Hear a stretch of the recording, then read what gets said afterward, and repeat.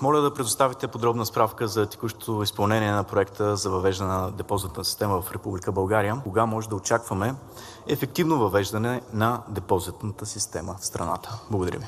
Ние проведохме редица дебати, много трудни дебати с различни заинтересовани страни, производители, рециклатори, разпространители, търговци, за да поставя много рязко въпроса за тяхното предложение, което ние оттам нататък да развием, да приемем или да не приемем.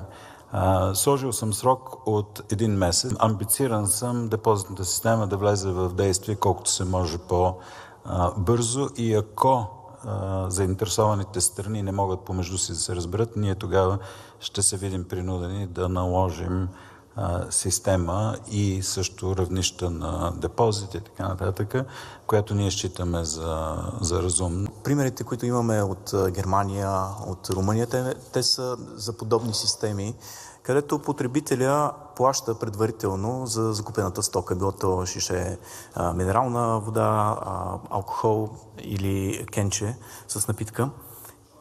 В Румъния мисля, че това са около 20 стотинки. И след това, когато върне тази опаковка, на него му се възвръща сумата. Дали това е системата, към която са се насочили заинтересованите страни, както вие казахте, или все още не е ясно? Какво е мнението и на Министерството за каква посока ние ще тръгнем? Дали ще изберем тази, която вече е доказана? Да, в общи линии това е посоката, в която вървим. Как точно ще бъде дефинирана системата е трудно сега в момента да кажем, защото действително е въпрос на преговори. Вероятно ще бъде сходна на германската система, с едно изключение, че в Германия върнатият отпадък, върнатите бутилки стават собственост на търговските вериги, които ги разпространяват. Ние за сега се очертава да не се съгласим точно с този елемент.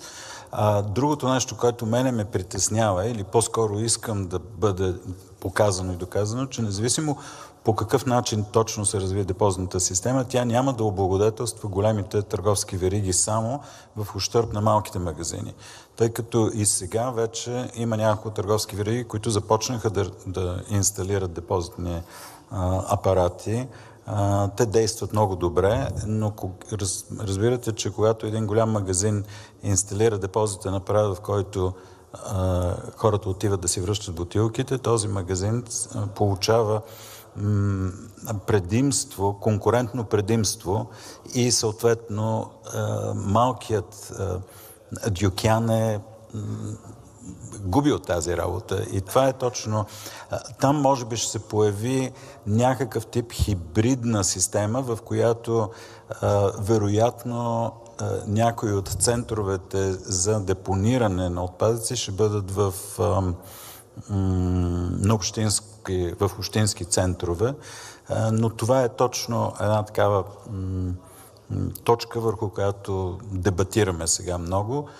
Това, което казах е, че ако този дебат не приключи в следващите седмици с ясна позиция от страна на заинтересованите страни, аз просто ще придвижа нещата рязко напред с наше решение.